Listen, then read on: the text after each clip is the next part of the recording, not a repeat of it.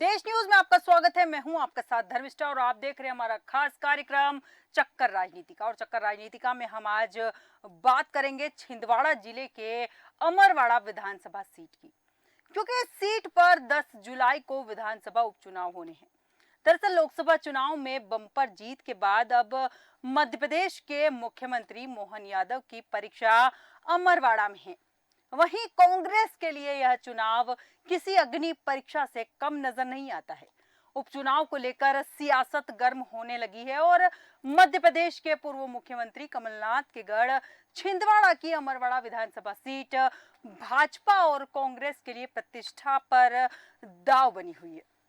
कांग्रेस इस सीट पर कमलनाथ के किए कामों के सहारे वोट मांग रही है। हालांकि ये अलग बात है कि कमलनाथ इस सीट पर सक्रिय नहीं है। छिंदवाड़ा लोकसभा चुनाव में कांग्रेस की हार के बाद कमलनाथ और उनके बेटे अमरवाड़ा उपचुनाव में एक्टिव नहीं दिख रहे हैं।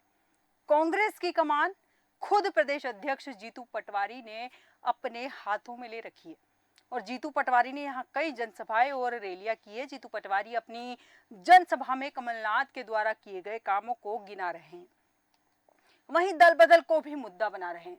अमरवाड़ा विधानसभा चुनाव को लेकर बीजेपी ने भी अपनी पूरी ताकत झोंक दी है। अमरवाड़ा में वीडी शर्मा के अलावा प्रदेश के कई सीनियर नेता चुनाव प्रचार में जुटे हैं। सीएम मोहन यादव ने भी यहां कमान संभाल ली है और सीएम मोहन यादव के कार्यकाल का यह पहला उपचुनाव है। अमरवाड़ा विधानसभा सीट के लिए 10 जुलाई को वोटिंग होनी है, वहीं रिजल्ट जो है 13 जुलाई को घोषित होगा। तो चलिए सबसे पहले जान लेते हैं कि आखिर अमरवाड़ा में उपचुनाव क्यों हो रहे हैं। अमरवाड़ा में उपचुनाव की वजह क्या है।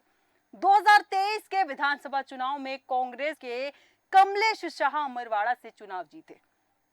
2024 के लोकसभा चुनाव से पहले कमलेश शाह बीजेपी में शामिल हुए। बीजेपी में शामिल होने के बाद कमलेश ने विधायक पद से इस्तीफा दे दिया और कमलेश शाह के इस्तीफा देने के बाद अमरवाड़ा सीट जो थी यहां पर खाली हो गई। अमरवाड़ा सीट खाली होने के चलते हो रहे हैं यहां पर उपचुनाव। अमरवाड़ा विधानसभा सीट अनुसूचित जनजाति वर्ग के लिए आरक्षित है और उपचुनाव में भाजपा के कमलेश शाह एक बार फिर चुनावी मैदान में कांग्रेस ने धीरेन्द्र शाह इनवाती को चुनाव मैदान में उतारा है। बीजेपी कांग्रेस को अपनी अपनी रणनीति पर यहां भरोसा तो बहुत है। अमरवाड़ा में कमलनाथ के नाम पर वोट यहां कांग्रेस पार्टी मांग रही है और बीजेपी के लिए मुख्यमंत्री समेत दिग्गजों ने यहां जो है मोर्चा है संभाल रखा है। लोकसभा चुनाव 2024 में भाजपा ने प्रदेश की सभी 29 सीटें जीतकर कांग्रेस का सफाया कर दिया। पूर्व सीएम कमलनाथ और दिग्विजय सिंह जैसे नेता भी अपने गढ़ बचाने में यहां पर फेल हो गए। इसके बाद से कांग्रेस कार्यकर्ताओं में भारी निराशा है। लेकिन मध्य प्रदेश के पूर्व मुख्यमंत्री कमलनाथ का गढ़ कहे जाने वाले छिंदवाड़ा की अमरवाड़ा विधानसभा सीट उनके लिए भी साख का सवाल बन गई है। लोकसभा चुनाव में छिंदवाड़ा से भाजपा के विवेक बंटी साहू ने नकुल नाथ को बड़े अंतर से हरा दिया। 45 साल बाद नाथ परिवार को अपने गढ़ में हार मिली है। ऐसे में अमरवाड़ा सीट के उपचुनाव जीतना उनके लिए साख का सवाल है। अगर यह सीट कांग्रेस के खाते में जाती है तो इससे नाथ परिवार और कांग्रेस को ऊर्जा मिलेगी। बीते दिनों छिंदवाड़ा में कांग्रेस पदाधिकारियों और कार्यकर्ताओं के साथ बैठक में नकुल नाथ ने इसे लेकर चर्चा भी की थी। उन्होंने पार्टी के पदाधिकारियों और कार्यकर्ताओं से कहा था कि अब हमें अमरवाड़ा जीतने के लिए जुटना है।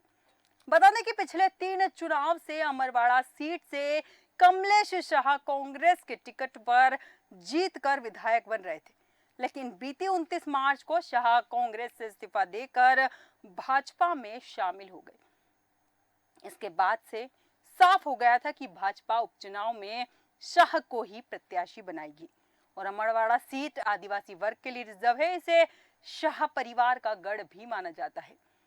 कमलेश शाह हर्रई राजघराने के राजा है और इस राजघराने का गोंड आदिवासियों में काफी सम्मान है। आज भी क्षेत्र के गोंड आदिवासी शाह परिवार के वंशज को अपना राजा मानते हैं। कमलेश शाह के दादा राजा उदयभान शाह और मां रानी शैल कुमारी भी इस सीट से कांग्रेस की विधायक रह चुकी। तो चलिए अब जानते हैं कि अमरवाड़ा विधानसभा सीट का सियासी इतिहास क्या रहा, कब कब इस सीट से किस किस पार्टी का कब्जा रहा है। अमरवाड़ा विधानसभा सीट का सियासी इतिहास कुछ इस प्रकार है। साल 1977 में कांग्रेस के दाखन शाह ठाकुर यहां पर चुनाव जीते थे। दाखन शाह ठाकुर को 1977 में 6564 वोट मिले थे और 1977 में जनता पार्टी के शंकर सिंह झाम सिंह ठाकुर यहां पर चुनाव हारे थे। शंकर सिंह झाम सिंह ठाकुर को 6191 वोट यहां पर हासिल हुए थे और 1977 में अमरवाड़ा विधानसभा क्षेत्र में 64,068 मतदाता थे और 1977 में अमरवाड़ा में कुल वैध वोटों की जो संख्या थी यहाँ पर, उसके बारे में कहा जाता है कि वो 14,569 थी। इसके अलावा हम बात करेंगे 1972 की। 1972 के चुनाव में कांग्रेस उदयभान शाह जीते और विधायक बने। 1972 में भारतीय जनसंघ के प्रत्याशी जो थे मनुमान शाह रणधीर शाह चुनाव यहां से हार गए थे और 1972 में कांग्रेस के उम्मीदवार को यहां पर 12,210 वोट मिले थे, जो कि हम यहां आपको बता रहे हैं, आप देख सकते हैं स्क्रीन पे 12,210 वोट मिले थे। और 1972 में अमरवाड़ा विधानसभा क्षेत्र में कुल मतदाता जो थे वो थे 64,817। 1972 में जनसंघ उम्मीदवार मनुमान शाह जो थे उन्हें 3,230 वोट मिले थे और 1972 में कुल वैध वोटों की जो संख्या थी वो यहां पर थी 17,403 वैध वोटों की यहां पर संख्या थी। अब बात करेंगे 1980 की। 1980 में कांग्रेस के नारायण जगदीश प्रसाद यहां पर चुनाव जीते थे और 1980 में प्रेम नारायण जगदीश प्रसाद को 12,755 यहां पर वोट उन्हें हासिल हुए थे। ये उस समय की बात है। इसके बाद 1980 में भारतीय जनता पार्टी के जो उम्मीदवार थे शंकर सिंह झाम सिंह यहां पर चुनाव हार गए थे और शंकर सिंह झाम सिंह को 1980 में जो वोट मिले थे उनका आंकड़ा जो था बहुत कम था, वो था 3,312। इसके बाद हम बात करेंगे 1980 की। 1980 में अमरवाड़ा विधानसभा क्षेत्र से कुल 70,404 मतदाता थे और इसके बाद हम बात करेंगे 1985 की। 1985 में कांग्रेस उम्मीदवार शैल कुमारी जो है चुनाव जीतकर विधायक बनी थी और 1985 में कांग्रेस की शैल कुमारी को 14,527 वोट मिले थे और 1985 में भाजपा के जो उम्मीदवार थे बिरबल सेलम वो यहां पर चुनाव हार गए थे और 1985 में बिरबल सेलम को 6,834 वोट मिले थे और 1985 में अमरवाड़ा विधानसभा क्षेत्र में कुल मतदाता जो थे उनकी जो संख्या थी वो थी 81,117। इसके बाद हम यहाँ पर बात करेंगे 1990। 1990 में पहली बार भाजपा के मेहमान शाह उइके चुनाव जीते और विधायक बने। 1990 में बीजेपी के मेहमान शाह को 10,862 वोट हासिल हुए थे और 1990 में निर्दलीय प्रत्याशी जो थे प्रेम नारायण ठाकुर वो यहाँ पर दूसरे स्थान पर रहे और निर्दलीय प्रत्याशी प्रेम नारायण ठाकुर को यहाँ पर कुल जो वोट मिले थे उसका आंकड़ा था 9,745 और 1990 में अमरवाड़ा विधानसभा क्षेत्र में जो कुल मतदाता थे उनकी संख्या थी 1,04,103। इसके बाद हम बात करेंगे यहाँ पर 1993 की। 1993 में कांग्रेस उम्मीदवार प्रेम नारायण ठाकुर यहाँ पर चुनाव जीते थे और 1993 में कांग्रेस के प्रेम नारायण ठाकुर को जो वोट मिले थे वो थे 28,381 वोट मिले थे और 1993 में भाजपा के जो लालदास उइके थे वो यहाँ पर चुनाव हार गए थे। और 1993 में भाजपा उम्मीदवार लालदास उइके यहाँ पर उन्हें जो वोट मिले थे 1993 में 15,344 वोट मिले थे। और 1993 में अमरवाड़ा विधानसभा क्षेत्र में जो वैध मतदाता थे उनकी संख्या थी 1,13,229। इसके बाद हम बात करेंगे 1998 की। 1998 में कांग्रेस के प्रेम नारायण ठाकुर फिर विधानसभा चुनाव जीते और 1998 में कांग्रेस विधायक प्रेम नारायण ठाकुर जो थे उन्हें 41,870 वोट मिले थे। और 1998 में बीजेपी के जो उम्मीदवार थे जूधिया प्रसाद भलावी जो थे यहाँ पर वो यहाँ पर चुनाव हार गए थे। और 1998 में बीजेपी के जूधिया प्रसाद जो थे उन्हें जो वोट मिले थे उसका जो आंकड़ा था 20,812 था।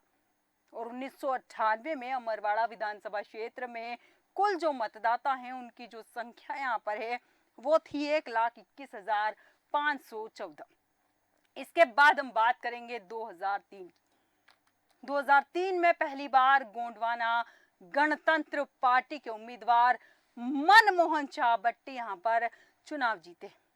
और 2003 में गोगपा विधायक मनमोहन चाबट्टी को 39,125 वोट मिले। 2003 में भारतीय जनता पार्टी के उम्मीदवार हुकुम सिंह ठाकुर यहाँ पर चुनाव हार गए थे। और 2003 में भारतीय जनता पार्टी के हुकुम सिंह ठाकुर को यहाँ पर जो वोट मिले थे वो थे 28,749। और 2003 में अमरवाड़ा विधानसभा में जो वैध मतदाता थे उनकी संख्या थी 1,44,742। इसके बाद हम बात करेंगे 2008 की। 2008 में भारतीय जनता पार्टी के जो उम्मीदवार थे प्रेम नारायण ठाकुर यहाँ पर चुनाव जीते थे। और 2008 में भाजपा के प्रेम नारायण ठाकुर को 36,725 वोट मिले थे। और 2008 में गोंडवाना गणतंत्र पार्टी के जो उम्मीदवार थे मनमोहन चाबट्टी यहाँ पर चुनाव हार गए थे। और इसके बाद 2008 में गोंगपा के मनमोहन चाबट्टी को जो वोट मिले थे वो थे यहाँ पर 36,288। 2008 में अमरवाड़ा विधानसभा क्षेत्र में कुल जो मतदाता थे और उनकी जो संख्या थी वो थी 1,70,983। अब हम बात करेंगे 2013 की। 2013 में कांग्रेस उम्मीदवार कमलेश शाह चुनाव जीते। 2013 में कांग्रेस के कमलेश शाह को 55,684 वोट मिले। और 2013 में भाजपा के उम्मीदवार उत्तम प्रेम नारायण ठाकुर चुनाव हारे। 2013 में उत्तम प्रेम नारायण ठाकुर को 51,621 वोट मिले।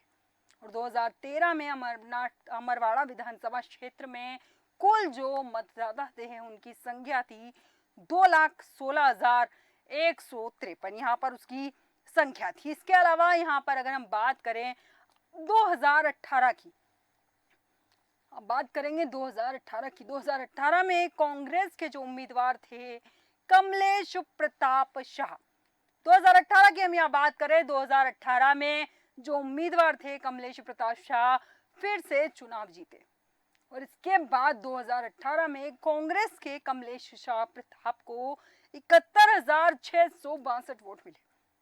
और 2018 में गोंडवाना गणतंत्र पार्टी यानी कि गोंगपा के जो उम्मीदवार थे मनमोहन चाबट्टी यहाँ पर दूसरे स्थान पर रहे। और 2018 में गोंगपा के मनमोहन चाबट्टी को 61,269 वोट हासिल हुए। 2018 में अमरवाड़ा विधानसभा क्षेत्र में जो कुल मतदाता थे उनकी संख्या यहाँ पर अगर आपको बताएं तो वो थी 2,30,190। इसके बाद हम आगे बढ़ते हैं और बात करते हैं 2023 की। 2023 के विधानसभा चुनाव में कमलेश शाह तीसरी बार चुनाव जीते। और 2023 के चुनाव में कमलेश शाह को 1,09,765 वोट मिले। और 2023 के चुनाव में भाजपा की मोनिका मनमोहन शाह बट्टी जो थी वो चुनाव हारी। और 2023 में मोनिका मनमोहन शाह बट्टी जो थी 84,679 वोटों से चुनाव हारी। 2023 में अमरवाड़ा विधानसभा में मतदाताओं की जो संख्या थी वो थी 2,34,330। इसके बाद हम आपको बताते हैं कमलेश शाह कांग्रेस के जो कद्दावर नेताओं में से एक रहे हैं। अमरवाड़ा में आदिवासी समाज में उनके जैसा कोई दूसरा नेता नहीं माना जाता और ऐसे में यहाँ कांग्रेस के लिए जिताऊ उम्मीदवार के तौर पर धीरेन्द्र शाह इनवाती को चुनावी मैदान में उतारा है। वहीं कांग्रेस अमरवाड़ा सीट पर हर हाल में जीत दर्ज करना चाहती है, तो भाजपा कांग्रेस को एक और झटका देने की तैयारी में है। आदिवासी बाहुल्य इस सीट पर दोनों ही पार्टियों का फोकस है।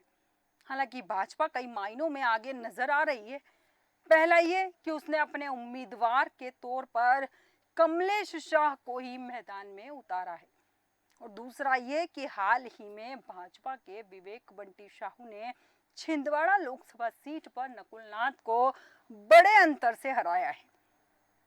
ऐसे में माहौल भाजपा के पक्ष में बना हुआ है जिसका फायदा पार्टी को मिल सकता है। तो चलिए अब उपचुनाव के बारे में सबसे पहले अपडेट जान लेते हैं कि क्या नई अपडेट है चुनाव को लेकर। अमरवाड़ा सीट पर उपचुनाव जो है उसके बारे में चर्चा करते हैं। अमरवाड़ा विधानसभा उपचुनाव के लिए 10 जुलाई को यहाँ पर वोटिंग होगी और अमरवाड़ा विधानसभा उपचुनाव की 13 जुलाई को मतगणना होगी। अमरवाड़ा विधानसभा उपचुनाव में 9 उम्मीदवार जो है चुनावी मैदान में उतरे हुए हैं और मुख्य मुकाबला जो यहाँ पर है, हमेशा से मध्य प्रदेश की बात करें तो मुख्य मुकाबला भाजपा और कांग्रेस में होता है, तो यहाँ मुकाबला भाजपा के कमलेश शाह और कांग्रेस के धीरेन्द्र शाह के बीच है और कमलेश शाह का संबंध यहाँ के राज परिवार से है। धीरेन्द्र शाह अमरवाड़ा के धार्मिक स्थल अंचल दरबार परिवार के सदस्य हैं। गोंडवाना गणतंत्र पार्टी के उम्मीदवार देवीराम उर्फ देव रावेन भलावी भी यहाँ पर मैदान में है। अब बात करते हैं अमरवाड़ा विधानसभा में जातीय समीकरण की। अमरवाड़ा अनुसूचित जनजाति के लिए आरक्षित विधानसभा सीट। यहाँ पर हम आपको टाइमलाइन के माध्यम से बताएंगे कि अमरवाड़ा विधानसभा में जातीय समीकरण। अमरवाड़ा अनुसूचित जनजाति के लिए आरक्षित विधानसभा यहाँ सीट है और अमरवाड़ा में अनुसूचित जनजाति समाज तय करता है कि अपना नेता अमरवाड़ा विधानसभा में 80% अनुसूचित जनजाति मतदाता अमरवाड़ा में आदिवासी मतदाता वनोपज और खेती पर निर्भर है और वही तय करते हैं कि किसके सर पर जीत का ताज सजने वाला है। मध्य प्रदेश में लोकसभा चुनाव के बाद एक बार फिर सियासी माहौल गर्म है। छिंदवाड़ा जिले की अमरवाड़ा विधानसभा सीट पर उपचुनाव है जो भारतीय जनता पार्टी और कांग्रेस के बीच प्रतिष्ठा की लड़ाई में बदल गया है और इस सीट पर उपचुनाव का कारण स्थानीय विधायक कमलेश शाह का इस्तीफा देकर बीजेपी में शामिल होना है और इस सीट के उपचुनाव में मतदान 10 जुलाई 2024 को होगा। वहीं बीजेपी ने उपचुनाव के लिए कमलेश शाह को अपना उम्मीदवार बनाया है। साथ ही कांग्रेस ने 35 वर्षीय धीरेन्द्र शाह इनवाती को प्रत्याशी घोषित किया है।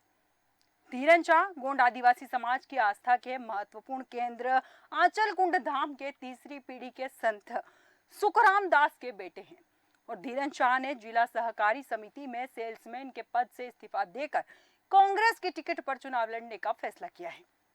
गोंडवाना गणतंत्र पार्टी ने युवा उम्मीदवार देवीराम उर्फ देव रावेन भलावी को मैदान में उतारा है और इस पार्टी ने साल 2023 के चुनाव में इस सीट से जीत दर्ज की थी और तब से लगातार चुनाव में त्रिकोणीय मुकाबला बनाती आ रही है। इसके साथ ही अमरवाड़ा उपचुनाव में मुख्य मुकाबला बीजेपी के राजा बनाम कांग्रेस के संत परिवार के बीच हो रहा है। अब देखना दिलचस्प होगा कि इस अमरवाड़ा उपचुनाव में क्या समीकरण बनते हैं, किसकी होगी जीत, किसकी होगी हार, ये देखना दिलचस्प होगा। तब तक के लिए आप बने रहिए देश न्यूज के साथ।